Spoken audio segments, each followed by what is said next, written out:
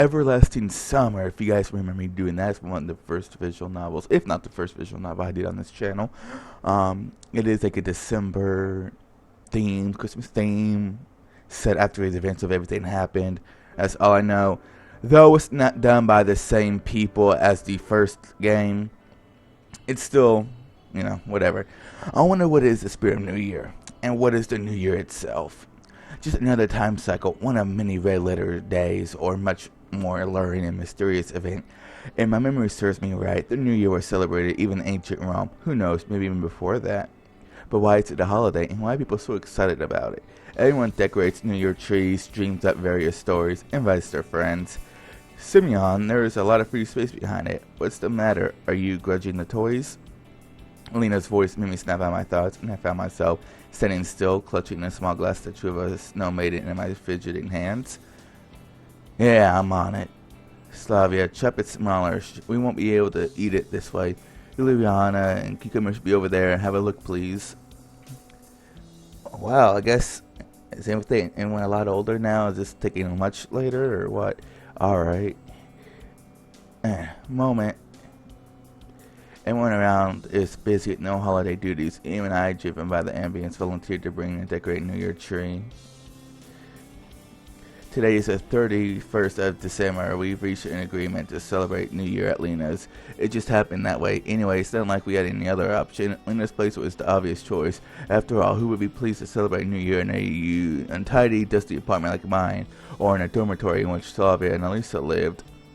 Wait, was that Elisa or was that Juliana? I don't know. Several hours left until your New Year, and the preparations were going all out. I was finishing decorating our New Year tree. Slavia, Juliana, and Lena were casting their spells on their festive meals. Meanwhile, Elisa dashed to get the groceries as we were running out of ingredients in the last minute. Obviously, we were hoping that Xenia and Masha, who's Xenia? I don't remember that name. Do I? I don't know. Which happened when the evening was getting darker and the front door slammed, allowing the freezing and fresh air that could be felt there near the Christmas tree. Come on, come get the supplies. Damn, I suck at reading.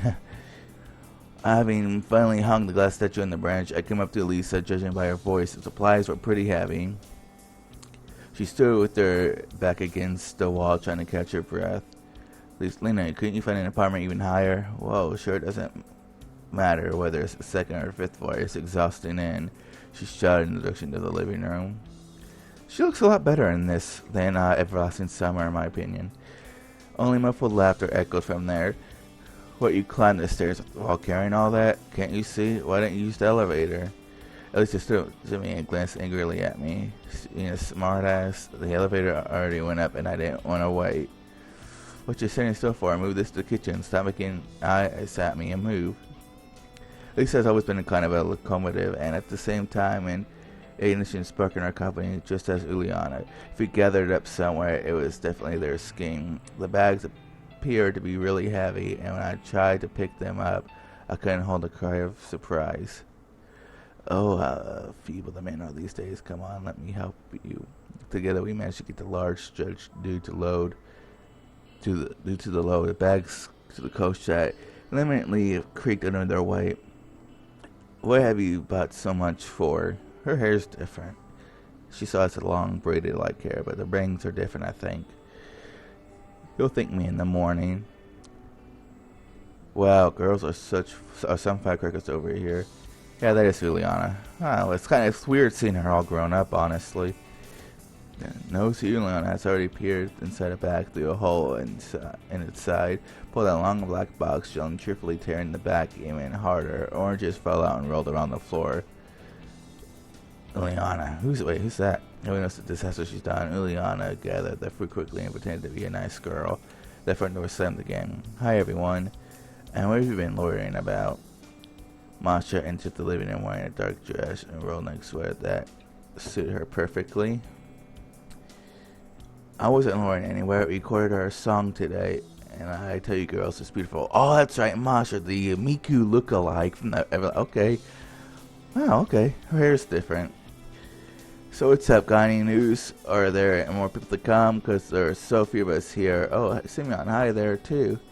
Even though there are only 6 of us, so it's getting pretty crowded in this one room flat. What a beautiful Christmas tree you have. Is it real or fake? You know, we buy a fake one and it smells so awful, well, like plastic, you know.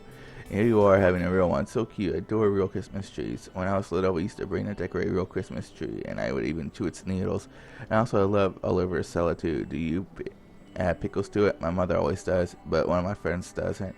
Somebody had to calm Masha's endless chatter down, so I dared to chime the conversation, or should I say monologue. We were waiting for Xenia to help sort out stuff, William. Okay, Xenia must be that glasses chick, okay? I'm a little fuzzy on some of the names. Okay, by the way, this evening suddenly she went silent, pausing in mid-sentence. This evening, you know what? It's nothing. Which, with a great deal of commitment, Masha went about loading the bags and sorting the food on the table while leaving the rest of the stuff on the...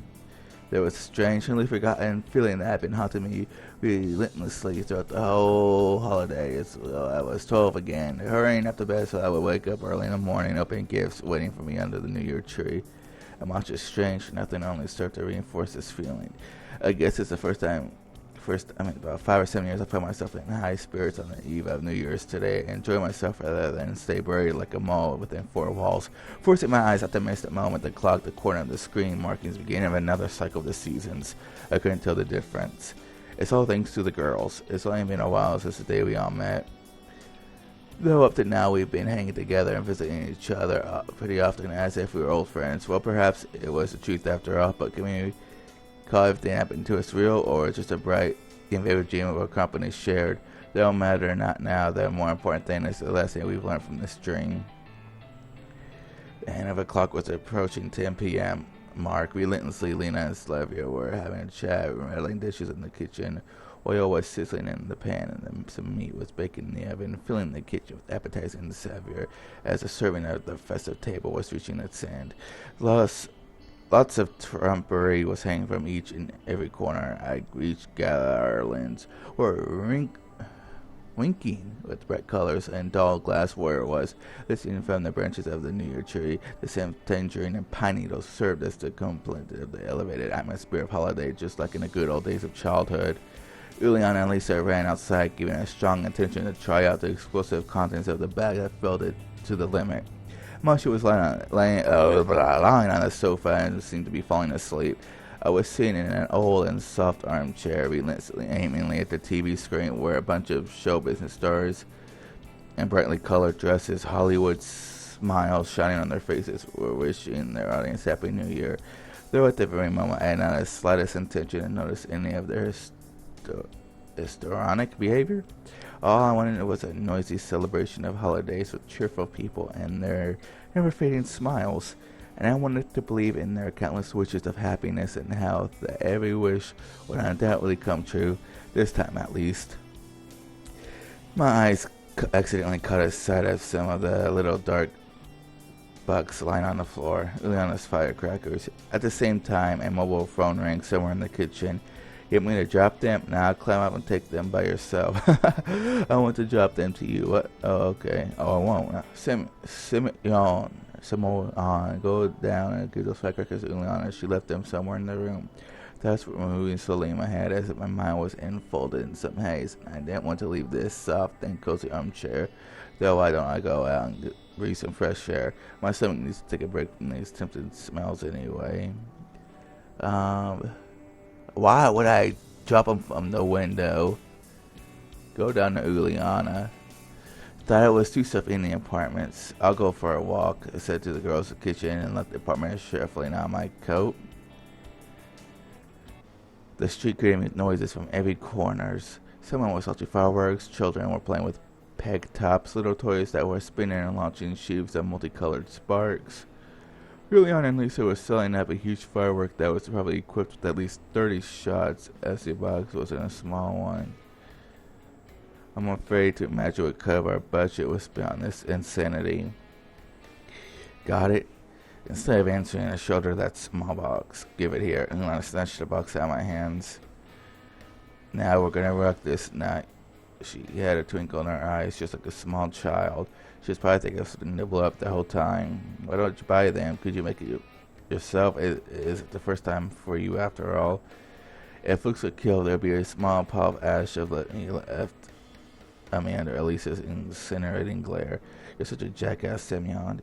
What's wrong? Victorious capitalism prevailed over the young chemist? Old habits still turned up in the worst time possible, and now I realize I unwillingly teased Elisa. Alright, I'm sorry, don't blow top. Hands raised themselves in a counseling gesture. Would you for once stop apologizing in an upcoming year? Maybe just don't get mad at me? She just tiredly waved me aside and chilly shrugged. I'm gonna get it warm, freeze yourself if you want to. My coat wasn't the most frost-proof one, which is why I started to freeze as soon as I left the porch and felt the wind blast. Just as I wanted to go back to the apartment, I was actually pulled by the sleeve. Who's gonna launch the fireworks? And there are still some firecrackers left. Okay, I'll stay with you and launch fireworks. Perhaps I should stay? Lisa, could you go home while we prepare for launch? I am pointing my finger at the bag with fireworks cylinders sticking out of it. Well, you're the numbskull after all. She snorted and turned around expressively and trudged back to the apartment. You got what you wanted? I'm a numbskull now. Leilani just giggled behind my back in response, and my neck was instantly bited by millions of icy needles. Oh, you red piece of... Without even turning around, I carefully dropped, trying to cover myself from making snowballs with one hand while scooping some snow and making a snowball with another. Hey, that's not fair. She didn't even let me turn around, aiming at my head and quite frequently hitting it. Will you stop already? Nope. She lost focus for just a moment. After 2 life-saving jumps, I utilized the nearby bushes as cover. The stern battle raged on by dodging snowballs. I managed to warm myself up pretty nice. I no longer wish I had gone home with Elisa. After another sharp hit to the bright down jacket, a stuffy voice could be heard from behind the tree. Hey, that's not fair. Go on, tell me I should have taken a dive. Of course you should have. She went out from behind the tree, snuffily looking at me with her arms akimbo. Her upset appearance was so funny that a smile appeared on my face. Quit sulking with me. Go hit with the snowball. That was such. You got hit with the snowball. That isn't such a big deal. All right, let's go launch some firecrackers. You're easily appeased. Tim Burke knocked my socks off sometimes. Just a moment ago, she was burning with me with her blazing expression, and now she's already suggesting screwing around. Let's go. Okay. Whee! Yana quickly ran away from another aluminum tin, which had a thin gray string of smoke coming out of its hole. In a second, an unlucky piece of aluminum was torn asunder with a sudden blast.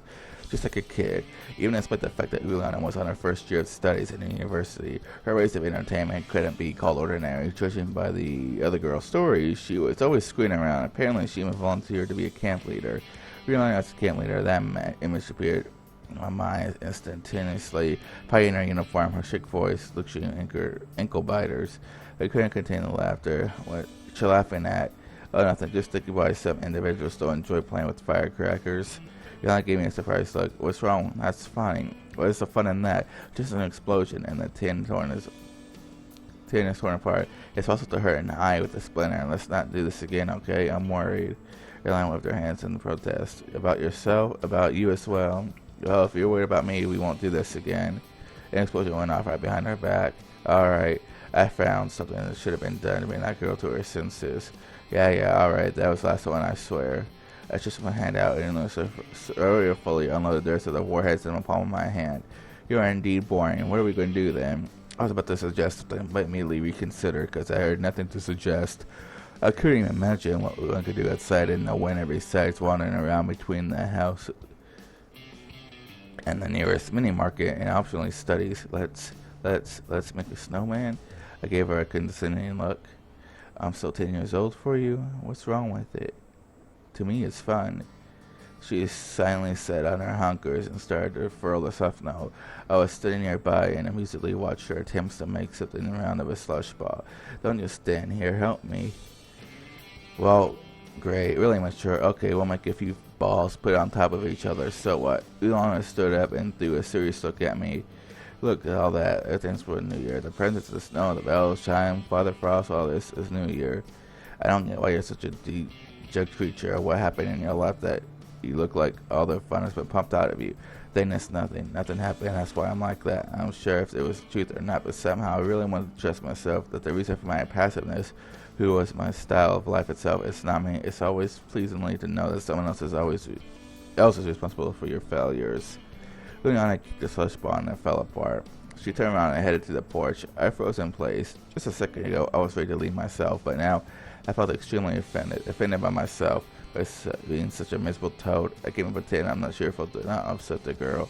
I felt some kind of unpleasant, tight lump appear in my chest. If I managed to upset Juliana, I really did something wrong, and the holiday too. It meant a lot for her. I could not have these feelings, but for sure didn't have a desire to spoil it for someone.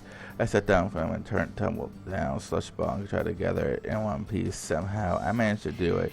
Then I started rolling on the ground, carefully and straightening it to the sides. The slush ball was slowly turning into a spear. So where are you? She turned around and saw me making circles around the quadrangle. Where are you coming for? Come on, make a second one. Juliana incredulously came closer and started to make the second ball. Keeping an eye on me. She tried to roll it, but all of a sudden slipped into her face. Slipped in her face, fell directly on the slush ball. When she got up, her appearance was so hilarious that I couldn't even contain myself and burst into laughter. Funny as a crutch. Her face was dead giveaway in a second. She couldn't even control herself but started laughing out loud, and she made a snowball and threw it in my face. The snowball got precisely in my mouth, which made the situation even more hilarious. Finally stopped laughing, but continued to make the snowman, smiling from ear to ear. And here it is, they made us three those spears, with hands that were supporting the fat pot belly standing before us instead of the nose. The snowman had a branch somewhere in them let's end up in his eyes. If only we had a carrot, that would be real classic, with a broom in the hand, a bucket on the head to be precise. I was sitting next to you and I'm watching the snow miracle, and all of a sudden I felt so warm and cheerful, like going back to childhood when we were walking, playing in the snow with my parents. They looked at me and I grabbed her hand. I just decided to hold someone's hand. It was actually like a childhood. The snow falling from the sky, the New Year tree lighting up, the outdoors, the snowman, someone's hand you can clasp. I took the time, the year was at hand. I jogged, and took to the fireworks.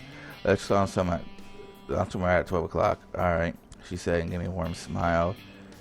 The phone's clock was counting down the last seconds of this strange, full of mysteries, losses, and discoveries. Happy and sad moments. Yeah, Yulana rose with a spring, pulling my sleeve.